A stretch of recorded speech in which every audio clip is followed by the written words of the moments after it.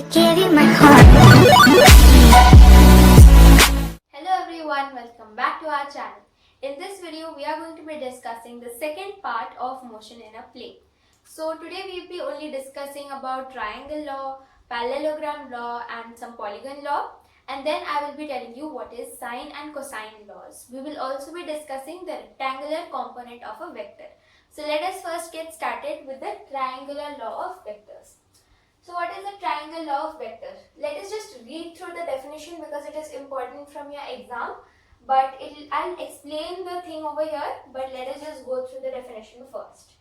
So if two vectors, I hope you remember what are vectors. I've already given a detailed video, just watch the previous one. If two vectors act on a particle at a time and are represented in both magnitude and direction as the two sides of a triangle taken in order. I will tell you what in order means in a while. Then the resultant vector is represented in both magnitude and direction by the third side of the triangle taken in opposite order. Okay? Just go through the definition. Now if this is the particle, so one vector is acting on it like this and another vector is acting on this vector. Okay? So if I represent it as a sides of a triangle, can I represent this one like this and then this one like this? But they are taken in order, right? One is going like this and other is going like this. So they are taken in order. Then the resultant vector. So you must think that the resultant vector should be A plus B, right? So yes, it will be A plus B, but resultant vector will be from here. But here I have drawn the resultant vector in opposite order. If something goes like this, then comes like this, then the correct order should be, it should go here. But our resultant vector is not going like this, it is coming like this. I hope you get. This is when the resultant vector will be taken in order. This is wrong. This is correct. So this is going like this, this is going like this. These two are in order, but this is going in this direction. This is not, this is said to be not in order. So this is how you will represent it, and this is known as the triangle law of vectors, where R vector is equal to A vector plus B vector, and A vector and B vector are two sides of a triangle taken in order, and R vector is the third side of the triangle taken in the opposite order. So for a clearer picture, this is your B vector, here is your A vector, and here is your R vector. So A vector, B vector and R. Usually we will call the resultant vector as R vector, but it is just a variable name, so you can note this down. So now let us discuss the parallelogram law of vectors. It is very similar, the definition is very similar to the one that you've studied about triangle law of vectors. So just carefully observe.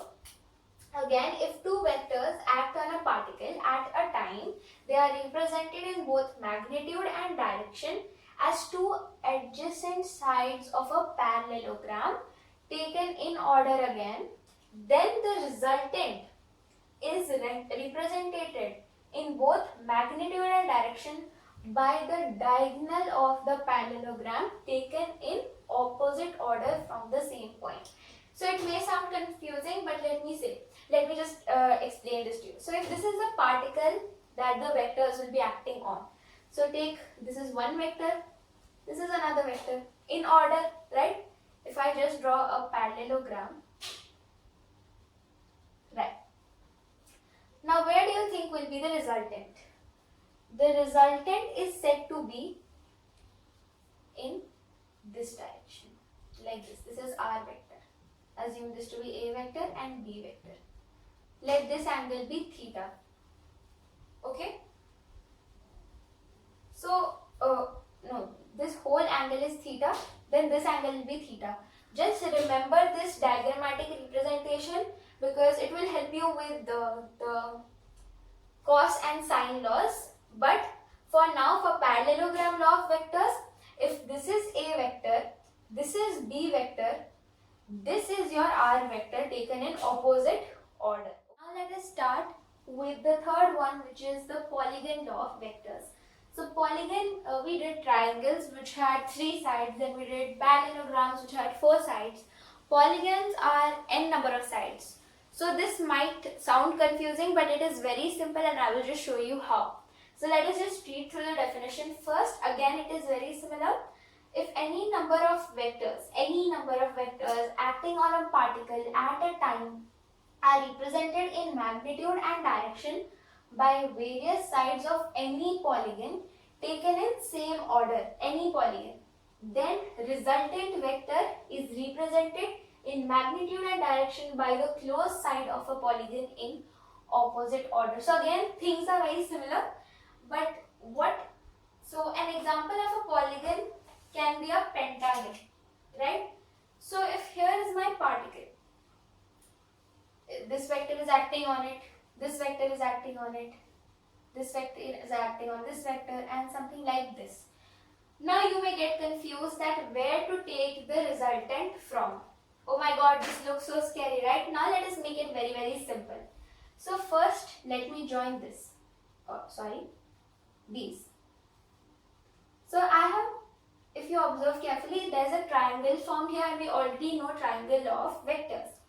So if this vector goes in this direction, this goes in this direction, then this resultant vector will go in this direction. You will remember it if you've learned the triangle law of vectors carefully when I taught it. Let us name this as R1 vector. Let me call this as A vector, B vector, C vector and D vector. So from this triangle, we know that R1 vector is equal to A vector plus B vector. Let me call this as equation 1, right? According to triangular law of vectors. So you can refer triangle law again if you have not understood it. Just replay the video once. For the second time, let me join these two sides.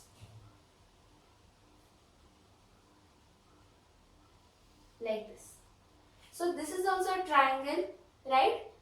Let me call this one as another vector. So if this is going in this direction and this is going in this direction, then in the opposite order means this direction.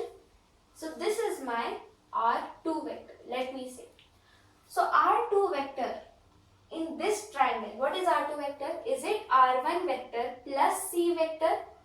So it is equal to R1 vector plus C vector. Let me take this as my equation 2. Now let me join this one. Because this is our total vector, which is why I have made a dotted line so that you can distinguish it from the other resultant. So this is the final resultant. Everything is taken in this direction, right? Something goes like this, then like this, then like this, then like this. Then the correct order or taken in order will be like this. But we say that resultant vector is represented in magnitude and direction by the close side of the polygon in opposite order. So which means this will be the direction of a resultant vector. So this is the direction. Let me call it R vector, just R, no numbering. So what is R vector? Is it R2 vector plus D vector? So R vector is R2 vector plus D vector. Okay. Now substitute 2 in 3. Okay. So we are putting this equation in 3, which means we are substituting R2. From second equation we know that R2 is R1 vector plus C vector. So R vector equal to, just instead of R2 we are placing these values. So R1 vector plus C vector and D vector remains as it is, so D vector. Let us call this as our fourth equation. Now we know from equation 1 what is R1. So now we can have 1 in 4. So if we substitute 1 in 4, we get our R1 vector as A vector plus B vector. So A vector plus B vector plus C vector plus D vector. This is your final answer. So any number of sided polygon you take, n number of sides, what is the resultant? It will be the sum of all those sides. So magnitude will be the sum, and in direction R vector will be in the opposite direction. I hope you have understood. Just let me repeat it once again. A vector plus B vector plus C vector plus D vector will give you only and only the magnitude of R vector, the total resultant. However, all these are taken in one order and R vector is taken in the opposite order as I have written in the definition. So you can copy down the definition and also the derivation if you want to.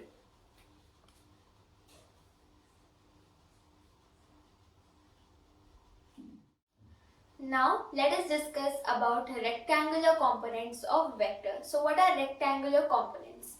Basically for this, forget z-axis. Just for now, forget z-axis and focus only on x and y-axis. So this is my x-axis, this is my y-axis. If you have seen the first video properly, you will know this is I cap, right? X-axis is represented by a unit vector I cap and this will be your j cap. If I randomly take a vector making an angle theta from the ground, this is called, in physics you will encounter this a lot of times, a vector making an angle theta with the horizontal. Whenever it is set with the horizontal, it means with the x-axis. So, okay, let's come back and let this be vector A. Okay? Whenever a vector is given between x-axis and y-axis for now, we will divide the vector into two components, that is ax and ay. Okay? Remember when we defined unit vector and all, we divided a vector into three components, ax, ay and az, and then we gave the unit vector for each one of them. In this case, just divide any vector into two components, ax and ay. Ax is always equal to a cos theta. Okay? How did that come? If you drop down a perpendicular line here like this is theta, right? What is cos theta? From 10th standard you know, cos theta is adjacent by hypotenuse. So adjacent is this one, which is ax. And hypotenuse is a vector, right? So a cos theta equal to ax. Similarly, the y component of the vector, if you drop down a perpendicular here, and then this angle will also be theta, right? So here, sin theta will be given by opposite by adjacent. So what is opposite? In this case, opposite is ay. So sin theta equal to ay by a vector. So a sin theta equal to ay.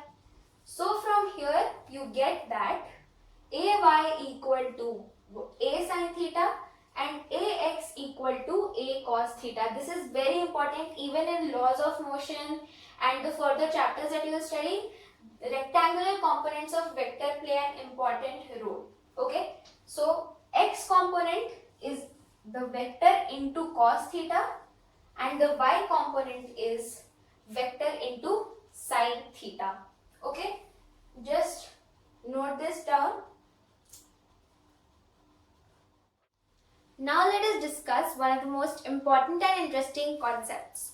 So from this cosine law, they might actually ask you a question in exam that derive the cosine law for maybe 3 marks or 2 marks. So just pay attention here. So I have taken a parallelogram JKLM. This is my A vector in this direction. This is my B vector in this direction. Now why have I taken this as A vector? Because this is a parallelogram and opposite sides are equal and parallel. So if this is A vector, this will also be A vector only. Just the direction is opposite, because we have taken a parallelogram in order, right? You know in order, right? If one side is like this, the other is like this, the other will be like this, and the other will be like this, just to complete a whole rotation. Okay. Now let us come to this point. Here also we have b vector. Again, for the same reason, these two sides are also parallel. This whole angle MJK, this is taken as theta, and triangle LK, here I'll drop a perpendicular. Okay, this is a perpendicular. Let me call this N. So angle LKN are equal. That is angle MJK equal to angle LKN equal to theta. Why? They are corresponding angles, right? Corresponding angles. Now let us start to derive. Carefully observe in this triangle. Okay, in triangle LKN, what is sine theta in this triangle? This is theta. You know from 10th standard you have studied trigonometry, sine theta is opposite by hypotenuse. So this is your opposite side, this is your hypotenuse. So sine theta is given by Ln by b vector. So can I write, that implies, I'm just simplifying this. I hope you understood how sine theta is Ln by b vector from triangle LKN. Just I have used the method sine theta equal to opposite by hypotenuse. So here I get Ln is equal to b sine theta. Okay. Next, in triangle LKN only, what is my cos theta? Cos theta, you must be remembering the formula is adjacent by hypotenuse. Since theta is here, this is my adjacent side and this is obviously my hypotenuse. So what is adjacent? It is Kn. Kn by b vector. So Kn equal to b cos theta. Just note everything down till now because I might have to erase it afterwards. Okay, now just take a look at this part. So triangle JLN. In triangle JLN, we know in a right angle triangle, so JLN is a right angle triangle.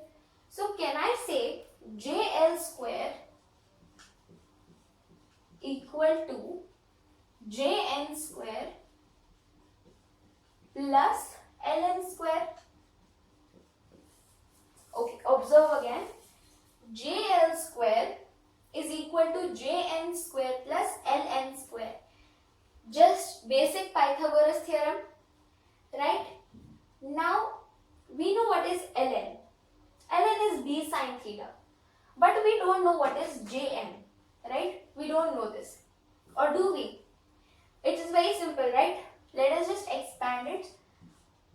Our JL square is nothing but R, which is our resultant vector. So R vector square equal to, what is Jn? If you observe from the figure, Jn is nothing but A vector plus Kn, right? A vector plus Kn whole square plus what is Ln? Ln is b sine theta. B sine theta whole square. I hope it's clear.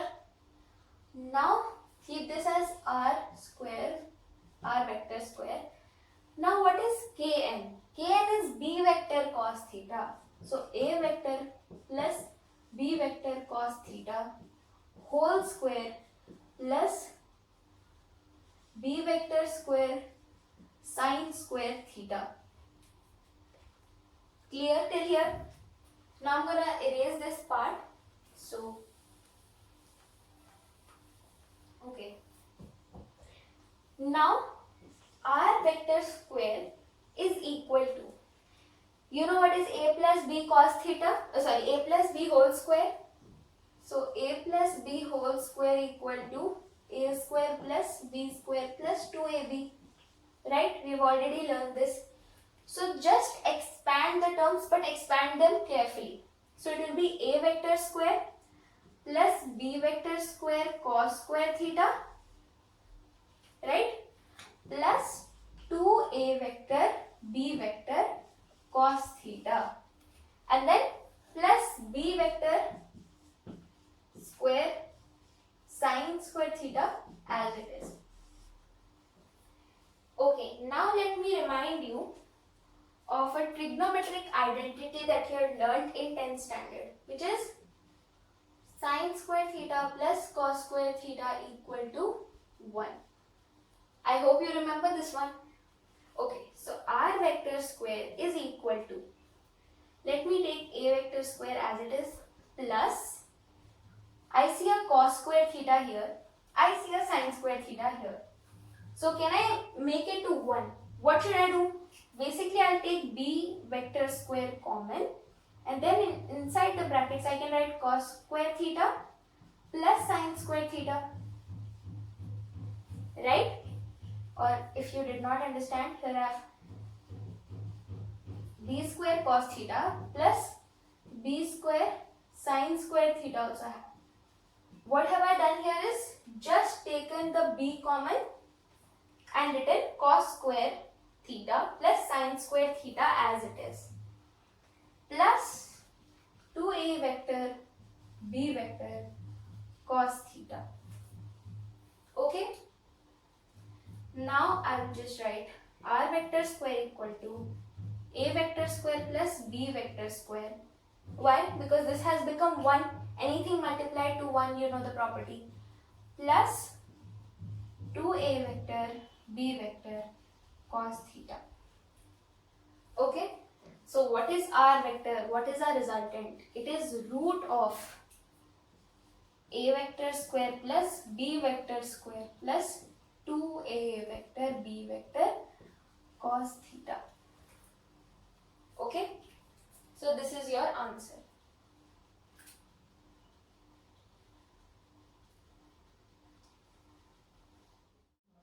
Okay, now let us do sine law. So sine law also you might get a derivation, but it's not that important. But in mathematics you will get some applications of sine law. So it is important that you pay attention now, so that it will be easier in maths and higher classes. Okay, so I have taken a parallelogram JKLM again, and again similar to the cosine law, I have also dropped a perpendicular n. But for a change, I have also dropped a perpendicular from point K, somewhere in the line JL, I have dropped a perpendicular KH. Okay, we'll see how we use this in a while, but first focus on triangle KLN. So if you observe triangle KLN, here what is sine theta? So here sine theta is opposite by hypotenuse, that is ln by b vector, right? This is ln opposite by hypotenuse, that is b vector. So here we can say, just like we did in cosine law, ln equal to b vector sine theta. Okay, so this is our equation number 1. Draw the diagram and note this down. So I'll be erasing it so that I can continue with the further triangles. I hope you have written this down. Alright. Now the next triangle that we will take is triangle JLN. JLN. In triangle JLN we'll get something with alpha. So here we have alpha. Alpha is a Greek alphabet. So JLN, and it is used as a variable. Okay. So here sine alpha. So what is sine alpha? Sine alpha is nothing but opposite by hypotenuse. That is again ln by r vector. So from here you get that ln equal to r vector sine alpha. Equation number 2. If you compare 1 and 2, comparing 1 and 2, you get b vector sine theta equal to r vector sine alpha, right? That means b vector by sine alpha equal to r vector by sine theta. What have I done? I have just cross multiplied. Taken sine alpha this side and taken sine theta this side. Okay, so note this down and we are moving ahead. Okay, I hope you've taken a screenshot or noted this down. Now in this triangle JKH,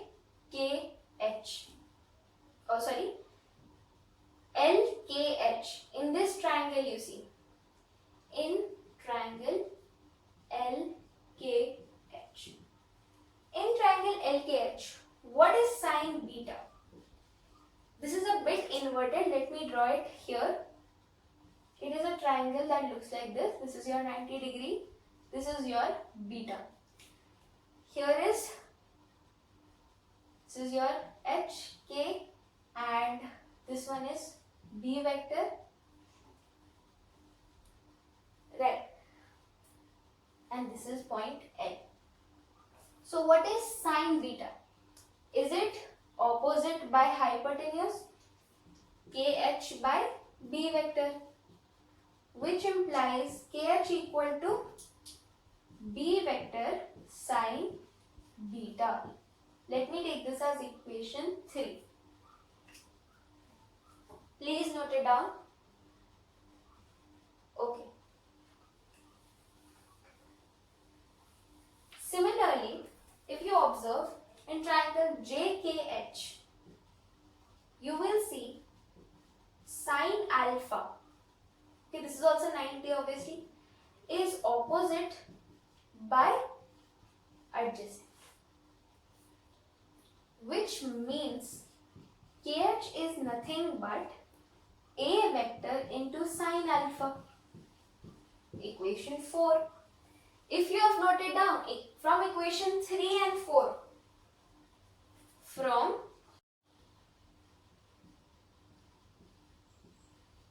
equation 3 and 4, we get B vector sine beta equal to A vector sine alpha.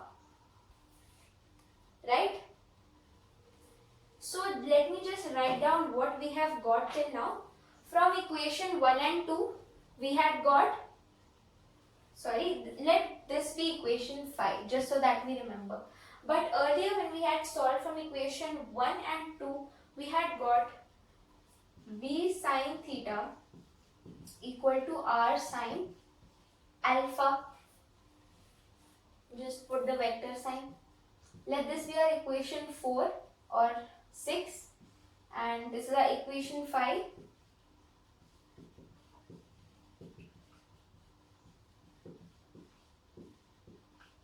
Okay.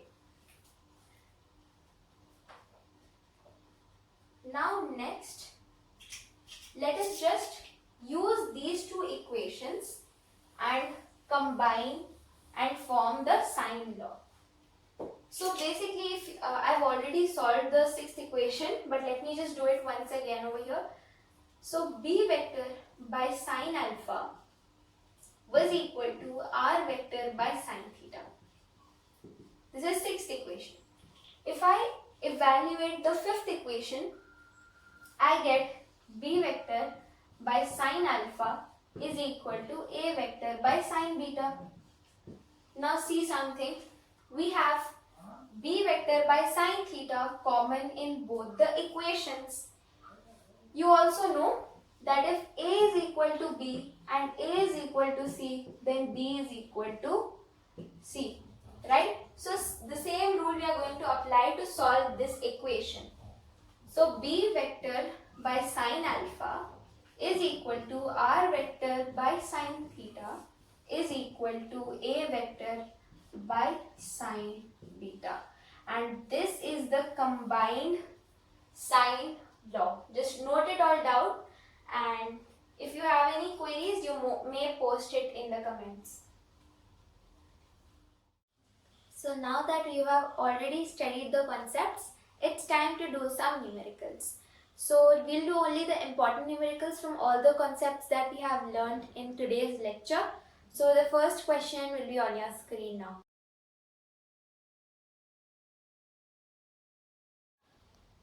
So I hope you have read the question properly. So basically what is given to us? Let us take three vectors, let them be P, Q and let R be the resultant vector. What they have given in the question is the magnitude of these three vectors. So this question is actually very simple once you write down. Here it is given that the magnitude of the first vector is 4, the second one is 3 and the resultant vector's magnitude is 1. So all this is already given in the question. Now they are asking us to find the angle between P and Q. So just for imagining, if this is P vector, this is Q vector and this is R vector, then they are telling us to find this theta. Okay, so what do you think will be applied? So we have two vectors and their resultant. So just before a few minutes you have studied this formula, which is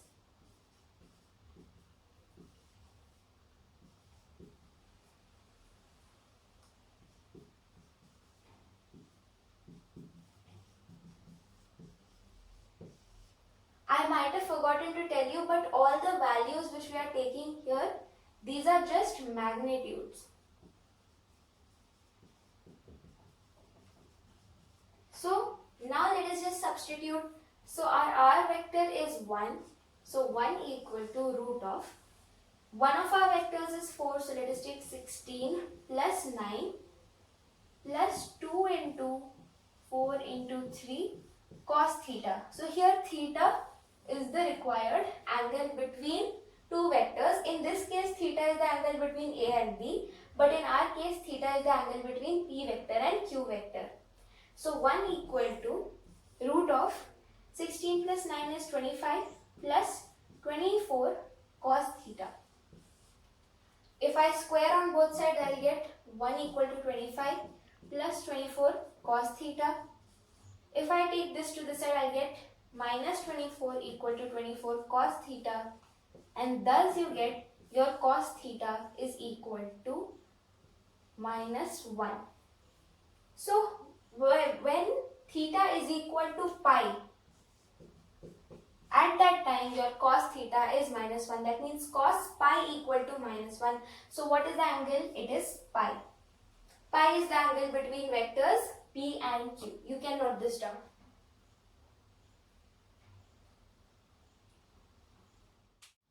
Now let us see the next question. So hope you have read the question carefully. Now let us try to do the solution. So what have they asked us in the question is to find the angle. But they have given us that Px equal to 4 root 3 meters and Py is equal to minus 4 meters. So how do we find the angle and what is this angle? Let me just make it easier. We have just studied in this lecture that if this is my P vector, then this is Px, right? And this is Py. This is the x component and this is the y component. This angle is said to be theta. Okay, let this be the origin. So this angle is said to be theta, which P vector makes with the horizontal. So what do we have to find in this question? Theta. Now let me drop a perpendicular from P vector. Let this be n. So here, what will be tan theta? Opposite by adjacent. We all know the formula, right? So this is opposite and this is adjacent. So Pn by On. This is the formula. So what is Pn actually? It is Py. And what is On? It is Px. So you can remember this as a formula that whenever two components of a vector are given, Py by Px will be equal to tan theta. So here tan theta is equal to, what is py? It is minus 4 meters by px is 4 root 3. So here 4 cancels, we get minus 1 by root 3. When you study the class 11 trigonometry, you will get a better idea of how I got this answer. When theta is in terms of like negative value I am getting here, you will study about that. But for now, theta is equal to 330 degrees. Just, I hope you understood the procedure. You can note this down. So now let us move on to the next numerical, which is here on your screen.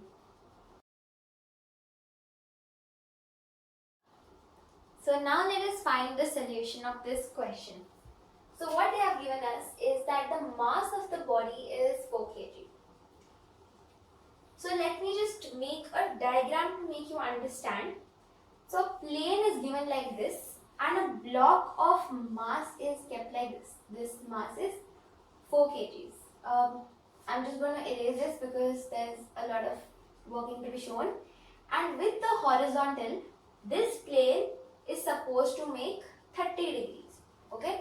So your angle is 30 degrees between the plane and the horizontal. So now we have to resolve the vectors first and then find the resolved vector with perpendicular with respect to the plane. So if I take the midpoint of the brick of the object, I get this as one vector and this as another vector. So this is my, got it man. So now let us see the solution of this problem. So first up, they have given us that the mass of the block is 4 kgs. Let me diagrammatically represent the question. So there is a plane, okay, on which we have kept a block, and that is making, the plane is making an angle of 30 degrees with the horizontal. This is the horizontal, 30 degrees, the plane and the block. Okay.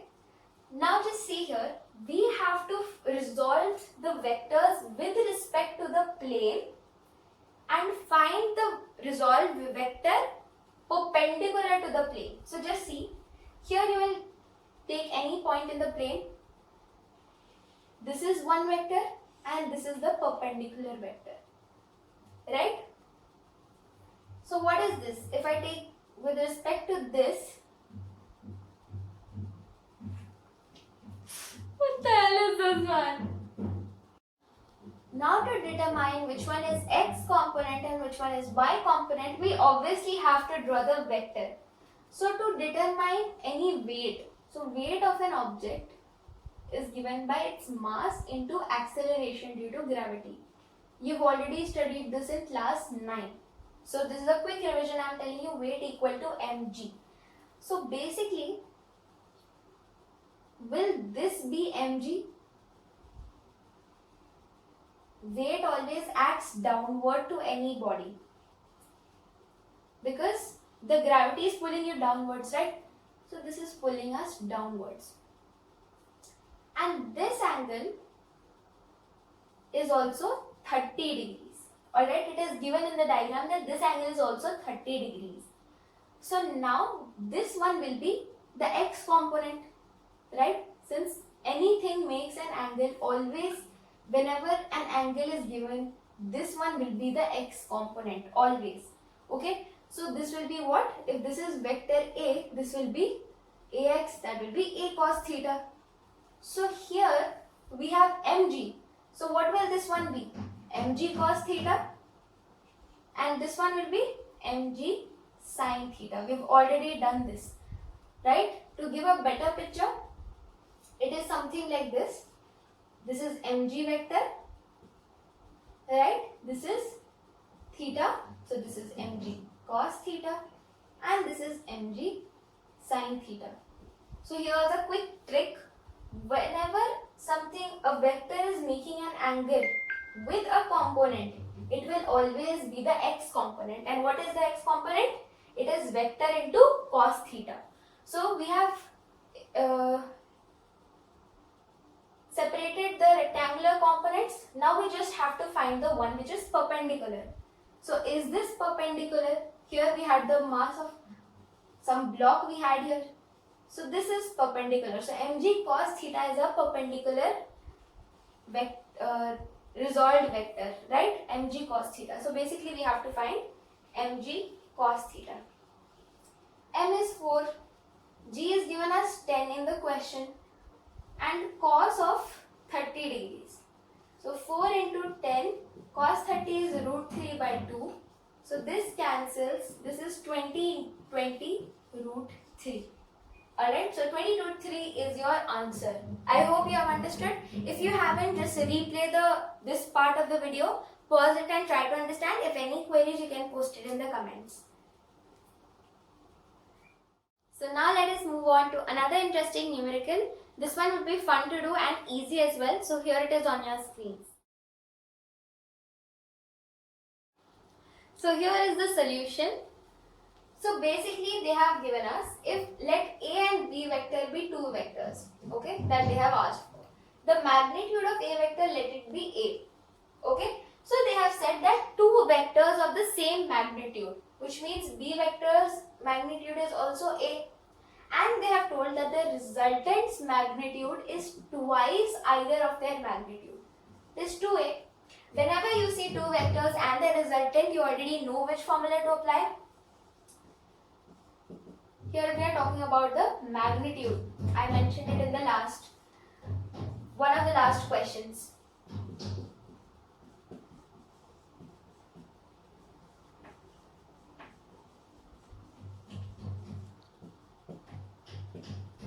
So this is the formula, right? So what is the magnitude of R vector? It is 2A.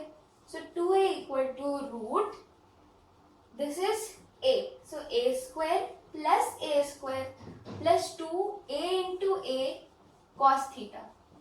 We have to find theta obviously in this question as well. So just square on both sides, you will get 4A square equal to 2A square plus 2A square cos theta, which means 2A square equal to 2A square cos theta. Therefore, we know that here our cos theta will be equal to 1, since this and this will get cancelled. So when is cos theta equal to 1?